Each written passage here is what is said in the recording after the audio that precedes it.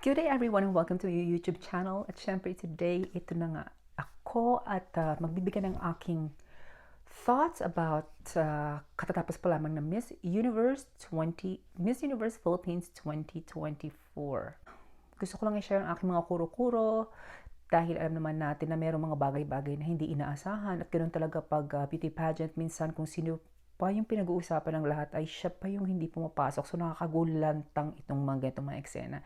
Especially this year sa Miss Universe Philippines. At syempre guys, bago tayo magpatuloy, don't forget to subscribe and don't forget to click the notification bell para naman updated kayo sa aking next na mga video, okay? So anyway, first of all, let's start with the production itself ng Miss Universe Philippines 2024. Ang ganda-ganda sa Mall of Asia Arena. Ang ganda-ganda ng kanilang design. Talagang world class yung design. Talagang para siyang yung hosting na mismo ng Miss Universe, 'di ba? Talagang yung pattern, yung itsura ng stage, yung lighting, yung camera effects, yung galaw ng camera, talagang ipinattern nila sa mismong Miss Universe na mismo na pageant. So talagang palakpakan sa Miss Universe Organization Philippines na ang gagaling ninyo. Talagang binigyan niyo siya ng talagang saya, napaka-dynamic ng itsura ng stage, napaka-lively. Tapos ang ating performer ay walang iba kundi si Marina Summers na talaga namang timely and relevant. So, ang ganda ng performance, napaka-energetic ng performance ng mga girls, ang ganda ng outfit nila, hindi pucho-pucho. So, gusto ko siya. And besides, ang mga host din, Diyos ko, nakakaloka, si Jeannie Mai. So, nagpalipad pa talaga ang Miss Universe Philippines organization ng isang world-class na host. Alam niyo, isa siya sa mga host sa The Real at syempre kung ano-ano pa ang kanyang mga pinag-hostan. So, hindi ko alam kung magkano ang budget ni Jeannie Mai pero ang galing ng Miss Universe Philippines. Mukhang pinaghandaan talaga nila ito at ayaw nila maging pucho-pucho ang event. So, talagang pinalipad nila ng bonggang-bonggo si Jeannie Mai. Si Jeannie Mai ay talaga namang laging natatandaan ko siya palagi pag nagbibigay ng what do you call this, ng description, ng gowns ng mga previous Miss Universe beauty pageant. Siya yung parang nasa backstage or siya nagbibigay ng kung ano yung opinion niya sa gown. I always remember her with the statement, yellow is the color of joy. Di ba? Lagi niyang sinasabi yan. So, yan si Jeannie Mai. Syempre, ang galing-galing din ng ating host na nagulat talaga ako. Si Gabby Garcia, hindi ko siya kilala at all. I think isa sa pinaka-sibol na artista ngayon sa Pilipinas, pero ang galing-galing niyang mag-host. May future tong batang to sa hosting. At saka gusto ko rin siyang makita sa beauty pageant.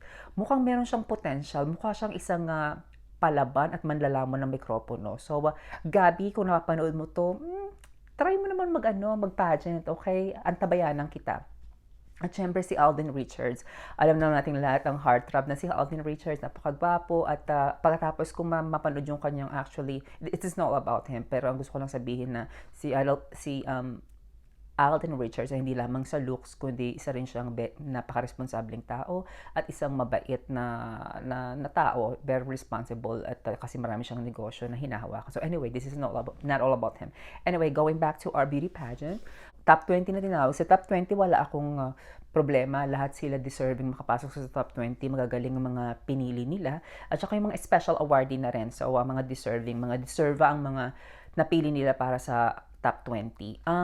And then, ang pinakamalupit na dito, yung top 10. So, nakita naman natin sa top 10 na kahit sa top 10, lahat sila gusto ko. So, syempre, andun nga si Miss Cebu, si Miss Bulacan, si Miss, sino pa ba ito? Si Miss Iloilo, si Miss Taguig, si Miss Bacoor, si Miss Pampanga, si Miss Quezon Province, si Cainta, si Miss Zambales, at si Miss Baguio. So, yung 10 yun talaga magpupukpukan.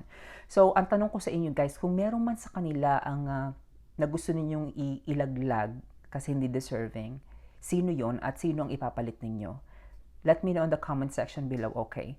I think it's a combination of swimsuit competition and also the gown kung saan tinawag nila at binasa nila yung top 5.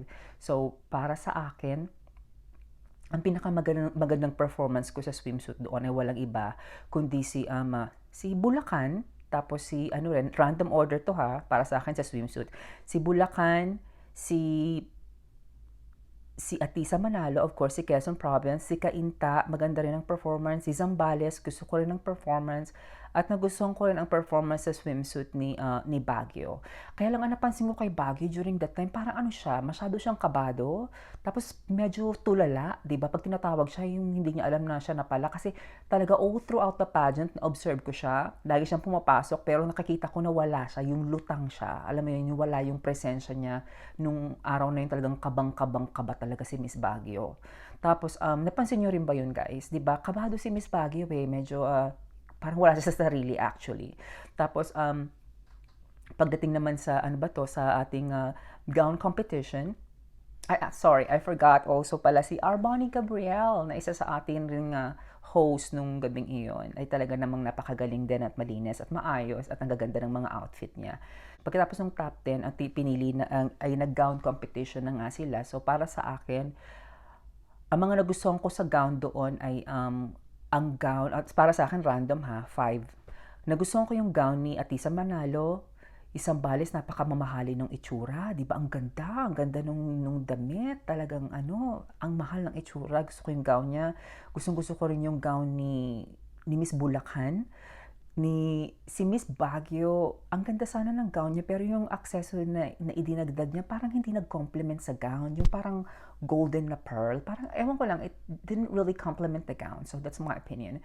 Pero ang pinaka gusto ko rin talaga, I think, ito rin ang isa sa pinaka naging alas ni Miss Bulacan ay yung gown niya. Kasi nung lumabas siya, para siyang, Diyos ko day, nagniningning ang lola niyo. Talagang umiilo kasi puti kong puti, tapos dambuhala ang gown. Talagang eksena kong eksena. So, talagang hindi imposibleng hindi mo siya mabibigyan ng 10 or 11 points ng mga judges kasi talagang nilamon niya yung entablado, sinakop niya na lahat ng entablado, talagang malaki, elegante, sophisticada yung dating.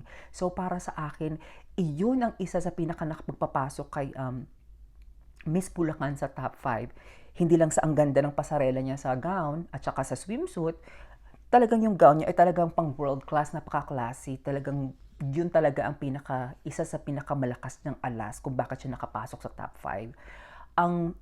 Kung ano ang nakatulong kay Miss Bulacan sa top 5, kung saan ang kanyang gown ay nakatulong, yun naman ang kinasira para sa akin ni Alexi Brooks. Ang tsaka nung gown niya, alam mo yun, yung for sure ginawa ang lahat ng designer ng gown na yun na talagang maipakita yung kanyang artistry. Kaya lang parang nung nasa stage na siya, yung dynamic movement, hindi maganda itsura ng gown. Tapos, yung pasarela ni Alexi, hindi ko gusto yung pasarela niya kasi masyado siyang, hindi ko sinasabing hambog siya, but the way she walked, yung parang alam mo yung siga-siga. Yung, I think next time pag sumali siya, medyo ibahin niya ng konti, bigyan niya siguro ng konting softness, hindi yung parang lagi siyang parang mananapak, alam mo yung ganon. So, overall, sayang. Kaya yan siguro, yun yung para sa akin ang nakaapekto kay Alexi ay yung kanyang gown, tsaka yung lakad niya masyadong in your face. Alam mo yon, yung sana gawin niyang konting soft para medyo magaan din yung dating sa audience at saka sa mga judges, di ba? So, next time, so I think you can still join the beauty pageant. So, next time, medyo ibahin mo yung atake mo naman, Alexis. Okay? Ang ganda ng gown, ang ganda ng itsura ni Atisa Manalo, pero ang hindi ko nagustuhan sa kanya yung lipstick niya. Yung lipstick na yan talaga may sumpayan palagi. Yung, alam mo, masyado siyang dark. Nagmukha siyang kontrabida. Alam mo naman sa Pilipinas or worldwide, gusto talaga natin ay talagang bidabidahan. Nagmukha siyang kontrabida dun eh. So, naging harsh yung feature ni Atisa kasi masyado siyang yung kulay na yan, parang plum. Diba? So, sana medyo nilightan nila yung lipstick kasi ang ganda nung gown eh. Parang dumilim yung mukha niya na parang naging kontrabida yung effect ng mukha ni Atisa. So, hindi ko gaano nagustuhan yung lipstick niya doon. At pagdating naman sa top 5, para sa akin, overall, ang pinakamagandang sagot para sa akin na yung kay Cainta. Gusto ko yung sagot ni Cainta nung top 5 na. Yung kay Chelsea at saka yung kay Atisa, personal. Personal yung mga sagot nila para sa akin. Talagang nanggaling sa puso at talagang based on their own experience. But the only thing na nakapagpaangat kay Chelsea, it's because, syempre, alam mo naman tayo sa Pilipinas, pag binubuli ang tao, nandun yung simpatya natin. So, for her to mention that, mas nakuha niya yung loob nung mga judges. At syempre, that's based on her own experience. Hindi niya ito gawa-gawa, kundi sarili niyang naranasan sa Pilipinas nung siya'y lumalaki. At isa pa, I think, yung bagay na nakita nila kay Chelsea ng mga judges at ng organization at nung nakita ko rin sa kanya yung kanyang humbleness, yung kanyang calmness, at yung kanyang confidence. I think yun yung tatlong kanyang superpower na nakita ng mga tao. Kasi makikita mo nung siya ay nag-answer na ng top 5, nung nag-answer na siya ng question, kalmado siya. Kalmado siya. Si Baguio, halata mo talagang siya natataranta, nauutal-utal, kinakabahan. Pero si Chelsea, makikita mo na kalmado siya. So nakita yun ng mga judges at talagang nakapagdirekta siya sa mga judges. So kaya I think that's the reason kung bakit siya nanalo. Yun yung mga factor na yun. Anyway, at the end of the day guys, yung mga nakita natin kasi sa TV or sa show itself ay superficial, 'di ba? Sa loob ng 3 weeks na mga activities ng mga candidates, nakita ng organization kung sino sa kanila ang may potential at nakita rin ng mga judges kung sino sa kanila ang may potential. So, hindi naman ito isang araw lang nilang na-meet yung mga candidates, kung hindi 3 weeks nila itong inobserbahan kung sino talaga ang may kakayanan para lumaban sa international beauty pageant. So, tayong mga nanonood lamang, syempre para sa atin na naiirita tayo kasi ba't hindi nanalo yung manok natin, okay lang. Kasi hindi naman tayo yung talagang nakikita nila, nakaharap nila ng up close and personal, 'di ba? So naiintindihan ko kung saan nanggagaling yung organization at yung mga judges kasi sila mismo yung nakakita sa mga taong 'to Lalo na yung organization itself, na subaybay nila sila isa't isa. So kung ano man yung decision ng Miss Universe organization and the judges, yun na yun. Let's just support Chelsea for Miss Universe 2024 sa Mexico, 100% support kasi dyan magaling ang mga Pilipino sa pagkakaisa. Tama na yung mga bashing, tapos na yon. So ngayon, it's a time na magkaisa para supportahan si Chelsea para i-represent ang Philippines sa Miss Universe, okay? Sa inyo guys na hindi pa nakiklik sa akin channel at nagsusubscribe sa akin channel, don't forget to subscribe and don't forget to click the notification bell para naman update kayo sa aking next video, okay? So anyway, thank you everyone for watching and have a good day.